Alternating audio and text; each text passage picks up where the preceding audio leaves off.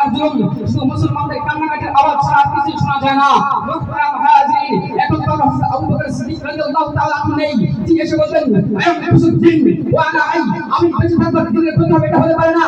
এখন তো তার ব্যক্তিত্ব নাই, তিনি এসে বললেন আরে তোমরা যদি মুসলমানদের উপর নির্যাতন করো, আমি তাহলে তার বিরুদ্ধে যুদ্ধের ঘোষণা দেব। এখন তো হযরত ওমর ইবনে খাত্তাব রাদিয়াল্লাহু তাআলা আনহু নাই, তিনি এসে বললেন আরে কারণ তুমি মায়ের পেটে খালি করতে চাও, আরে আমার আসলে যুদ্ধ করে দাও।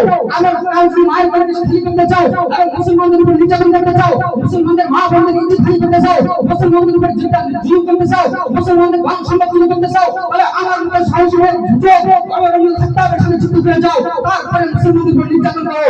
মুহতারাম হাজিরিন, যারা আজ মুসলমানদের উপর নির্যাতন করে, সেই ব্যক্তি একজন মুসলমানের উপর নির্যাতন করে, সে শুধু একজন মুসলমানের উপর নির্যাতন করে না, বরং 200 কোটি মুসলমানের উপর নির্যাতন করে। মুহতারাম হাজিরিন, যারা এক দুঃখের মুসলমানের দুশমন, তারা শুধু এক দুঃখের মুসলমানের দুশমন নয়, বরং সারা বিশ্বের 200 কোটি মুসলমানের দুশমন, তারা আলিমের দুশমন, তারা হাফেজের দুশমন, তারা নবী মুহাম্মদ রাসূলুল্লাহ সাল্লাল্লাহু আলাইহি ওয়াসাল্লামের দুশমন।